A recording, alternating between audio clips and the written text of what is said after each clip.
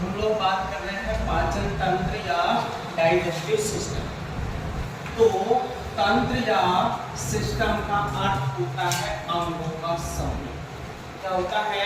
अंगों का समूह। तो जहां पर भी तुम लोगों को कहीं तंत्र या सिस्टम की बात करता है तो इसका मतलब क्या है? अंगों का समूह, जिसका कार्य क्या होता है? भोजन का पाचन करना। यानी कि अंगों का है समूह जो भोजन के पाचन में क्या हो? सहायक हो। उनको हम लोग क्या कहते हैं? पाचन तंत्र कहते हैं। क्या कहते हैं? पाचन तंत्र। अब हम लोग बात करते हैं फिर पाचन किसे कहते हैं?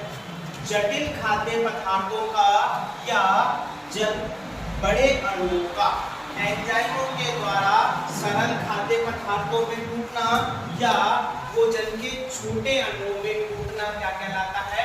पाचन कहलाता है। तो पाचन की परिभाषा क्या होगी कि जटिल खाद्य पदार्थों का एंजाइमों द्वारा सरल खाद्य पदार्थों में टूटना क्या कहलाता है? पाचन कहलाता है। क्या कहलाता है? पाचन या डाइजेशन कहलाता है।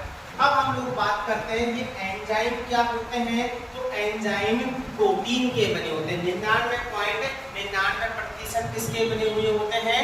प्रोटीन के। किसके बने हुए होते हैं? प्रोटीन के।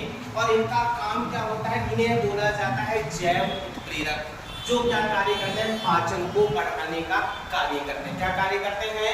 पाचन को बढ़ाने का कार्य करते हैं। अब हम लोगों ने पढ़ा है हमारे भोजन के घटक कितने होते हैं। तो भोजन के 6 घटक होते हैं जो मुख्य होते हैं।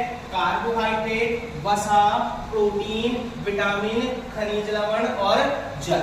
इनमें से ये 3 जो घटक होते हैं, कार्बोहाइड्रेट, वसा और प्रोटीन, ये कैसे घटक होते हैं?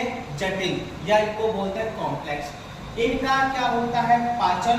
और जब इनका पाचन होता है तो किस किस में टूटते हैं? तो कार्बोहाइड्रेट सबसे पहले किस में टूटते हैं? स्टार्च में, स्टार्च के बाद माल्टोज में, और अंतिम रूप से किस में टूट जाती है?